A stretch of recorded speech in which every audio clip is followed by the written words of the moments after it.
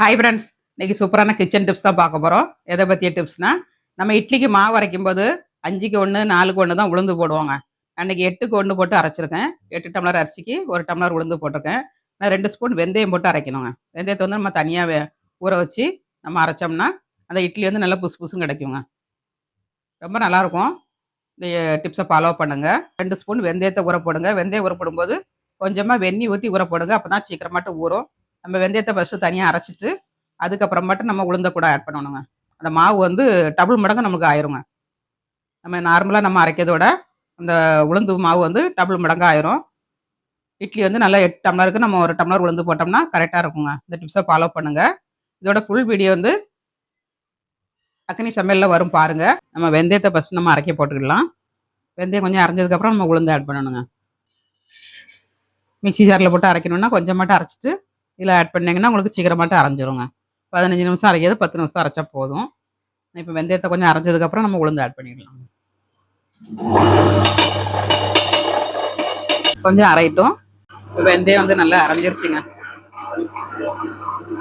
நல்லா அரைஞ்சிருச்சு பாருங்க. வெந்தயம் வந்து இந்த மாதிரி அரைஞ்ச உடனே நம்ம உளுந்து ஆட் பண்ணிடணும்.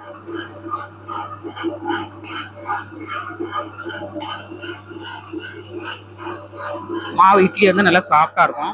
இந்த மாதிரி வெந்தயத்தை அரைச்சி போட்டிங்கன்னா நல்லா அரைஞ்சிருச்சு. உளுந்து ஆட் பண்ணிக்கலாம்.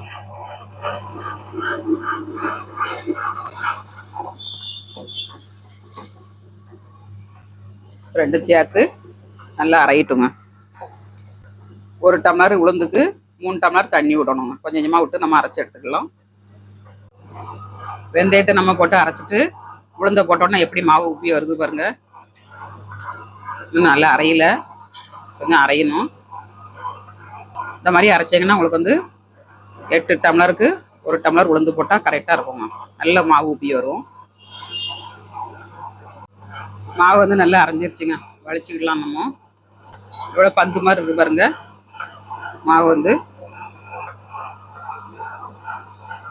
இந்த மாதிரி இருக்கணுங்க. தண்ணிக்குள்ளே போட்டால் நல்லா மிதந்துட்டு வரணும். இந்த மாதிரி வந்தோடனே நீங்கள் வலிச்சு எடுத்துடலாம். இப்போ வலிச்சு எடுத்துக்கலாங்க மாவை.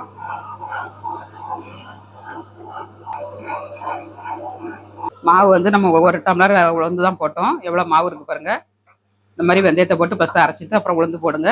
8 டம்ளர் அரிசி போட்டேன்னா உங்களுக்கு கரெக்டாக இருக்குங்க. நல்லா சாஃப்டாக இருக்கும் இட்லி பஞ்சு மாதிரி. இந்த மாதிரி ட்ரை பண்ணுங்கள். வீடியோ பிடிச்சிருந்தா லைக் பண்ணுங்கள். நாளைக்கு இன்னொரு டிப்ஸோட பார்க்கலாம். பாய்.